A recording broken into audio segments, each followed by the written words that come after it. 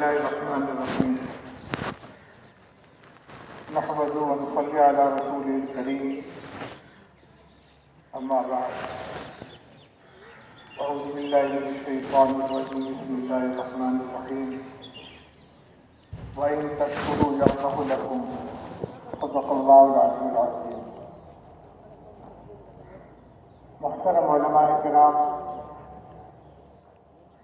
ذمہ داران مجلس انتظامیہ، اساتذہ گرامی قدر، طلبہ عزیز اور جملہ شرکاء مجلس، سب سے پہلے میں اپنی عزت افزائی پر تہہ دل سے شکر گزار ہوں کہ آج کی اس وقار علمی مجلس کی سربراہی کا مجھے موقع عنایت فرمایا گیا۔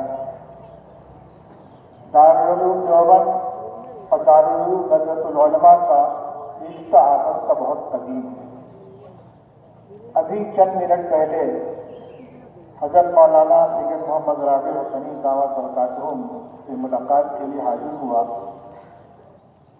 تو حضرت نے ارشاد فرمایا کہ نصاب اور طریقۂ تعلیم میں کچھ تفاوت ہو سکتا ہے، لیکن فکری اور بنیادی طور پر دارالعلوم دیوبند اور ندوۃ العلماء، ان کے اکابر، ان کے وابستگان اور ان کے متعلقین منتسبین کے درمیان جو ہم آہنگی شروع سے رہی ہے وہ قابل قدر ہے۔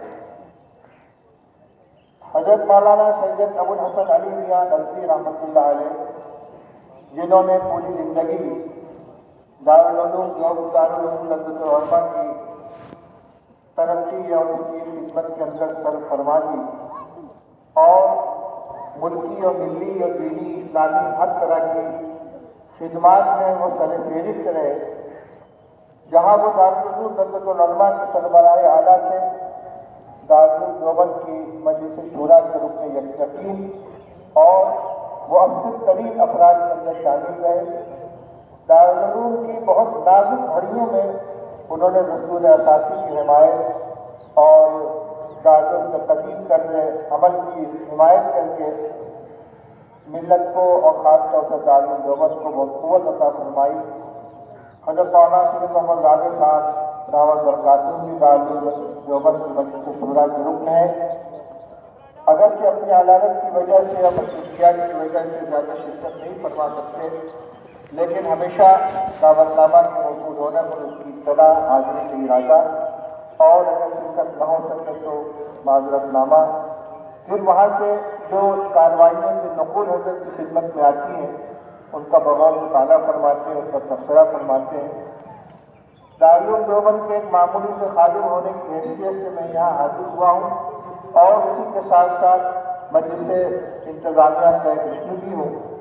آپ نے اعزاز فرمایا اس موقع پر جن کتابوں کا اجرا ہوا ہے، جس میں طلبہ عزیز کے لکھے ہوئے تحقیقی مقالات ہیں جن کو سند فضیلت حاصل کرنے کے لیے بطور شرط دارالعلوم کی طرف سے متعین کیا گیا ہے، اس مختصر وقت میں ان کا اجمالی تعارف سامنے آ گیا، کتابیں بھی پیش کی گئی ہیں، انشاءاللہ اس کا مطالعہ کریں گے اور اسے استفادہ بھی کریں گے۔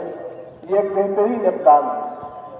طلبہ کی خفیہ صلاحیتوں کو اجاگر کرنے کے لیے اپنے اساتذہ کی نگرانی میں ان کو جو موقع دیا گیا، یہ ان کے آئندہ علمی کام کے لیے مہمیز کا کام دے گا اور اس سے ان کی صلاحیتوں کے اندر اضافہ ہوگا۔ اس کے ساتھ ساتھ دیگر قدیم فضلہ کی جو تصنیفات ہیں ان کے تحقیقی کام ہمارے سامنے آئے ہیں، اس کی آج یہاں ہمت افزائی کی جا رہی ہے۔ یقیناً یہ سلسلہ جاری رہنا چاہیے۔ آج کا یہ اجلاس جمعیت الاسلام کے ذریعے انتظام ہو رہا ہے۔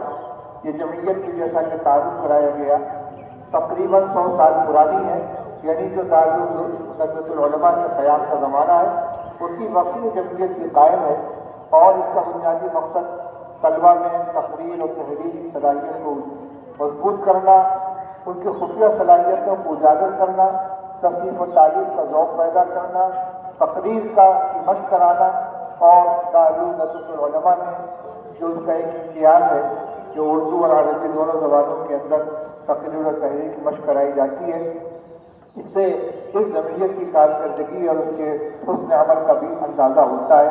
بہرحال یہ مختصر سی تقریر کہ انشاءاللہ آئندہ ان طلبہ کے لیے حوصلہ افزا ہوگی، اور جن حضرات کے اساتذہ کرام اور سابق فضلہ کی کتابوں کی آج نقاب کشائی کی گئی ہے، ان کے اعزاز کے ساتھ ساتھ مزید وابستگان کے لیے اپنے کاموں کو اور اپنے علمی کاوشوں کو پیش کرنے اور انہیں شائع کرنے کا موقع ملے گا۔ میں پھر ایک مرتبہ شکریہ ادا کرتے ہوئے اپنے گفتگو ختم کرتا ہوں۔ وآخر دعوانا الحمدللہ رب العالمین۔ اللهم صل على سيدنا مولانا محمد وآله وصحبه وبارك وسلم۔ ربنا آتنا في الدنيا حسنة وفي الآخرة حسنة وقنا عذاب النار۔ اللهم إنا نسألك الهدى والتقى والعفاف والغنى۔ کہ اللہ ہم سب سے جمع ہونے کو قبول فرما، جس ایک مقصد کے لیے یہاں اجتماع ہو رہا ہے اللہ اس میں کامیابی عطا فرما۔ ہماری فضلہ کو والدین کو اللہ دین کی خدمت کے لیے قبول فرما، جن کی دنیا کی ضرورتوں کو تو وکیل بن جا، جن کو دین کی خدمت کے لیے اللہ فارغ فرما دے۔